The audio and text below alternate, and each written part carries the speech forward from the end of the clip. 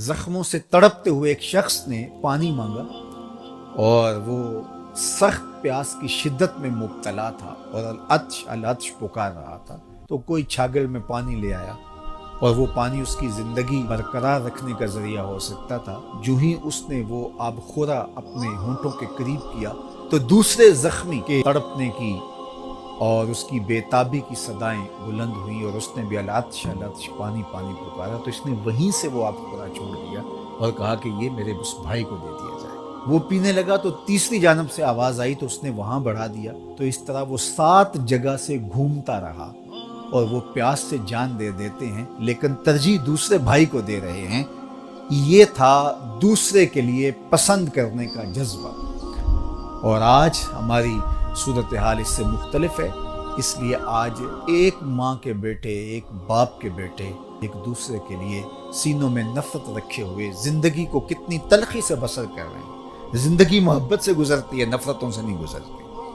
جب آپ کا دل کشادہ ہوگا، دل کا شیشہ صاف ہوگا، یہ شفافیت زندگی میں جمال پیدا کرے گی، زندگی میں خوبصورتی پیدا کرے گی۔ جب آپ دوسروں کے لیے کشادہ دل نہیں ہوں گے، کشادہ دماغ نہیں ہوں گے، کشادہ ظرف نہیں ہوں گے، تو اس وقت خود بخود زندگی تنگ ہونا شروع ہو جائے گی۔ تو وہ ضابطہ دیا میرے اور آپ کے آقا و مولا نے کہ لا یؤمن احدکم حتی یحب لاخیہ ما یحب لنفسہ۔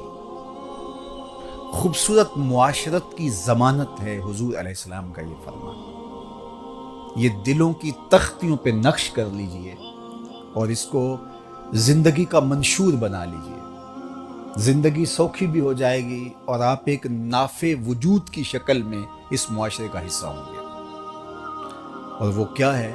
لا یؤمن احدکم حتی یحب لاخیہ ما یحب لنفسہ۔ اتنی دیر تک کوئی شخص کامل مومن نہیں ہو سکتا جب تک وہ اپنے بھائی کے لیے وہ پسند نہ کرے جو اپنے لیے پسند کرتا ہے۔ جب معاشرہ ان رویوں کا حامل ہو جائے گا تو مجھے بتائیے کہ یہ جنگ و جدل، یہ شریکہ برادریوں کی لڑائیاں، یہ فسادات، یہ خود غرضیاں، اس معاشرے کو جہنم زار بنا رکھا ہے جن چیزوں نے، یہ کہاں باقی رہیں گے؟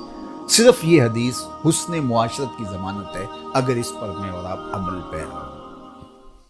اس لیے مجھے اور آپ کو یہ طے کر لینا چاہیے کہ یہ زندگی کا بہترین اسلوب ہے اور خوبصورت انداز حیات ہے جو سکھایا گیا، اور ایمان کی ایک خوبصورت تعبیر پیش کی گئی کہ کامل مومن ہوتا کون ہے۔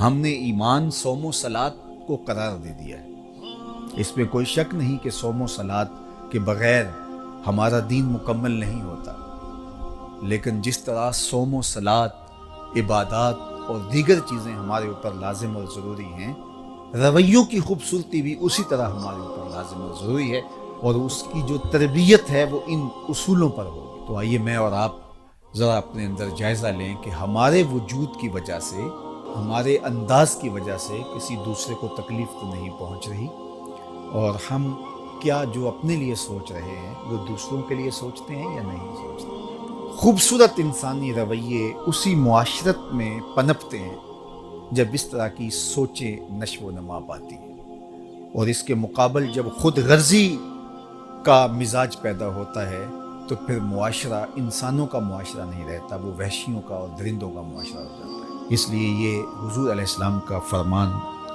کہ اتنی دیر تک کوئی شخص کامل مومن نہیں ہو سکتا جب تک وہ اپنے مومن بھائی کے لیے وہ پسند نہ کرے جو اپنے لیے پسند کرتا ہے۔ ہمیں پتہ ہے کہ ہمارے لیے اچھا کیا ہے اور ہم کن چیزوں سے سرشاری خوشی اور فرحت محسوس کرتے ہیں، اور ہم وہی اپنے دوسرے بھائی کے لیے جب کریں گے تو ایک صالح معاشرت تشکیل پانا شروع ہوگی، اور یہ مقصود ہے دین کا، ایک پاکیزہ معاشرہ تشکیل پانا، دوسرے کو ترجیح دینا، ضرورت ہوتے بھی دوسرے کو ترجیح دینا۔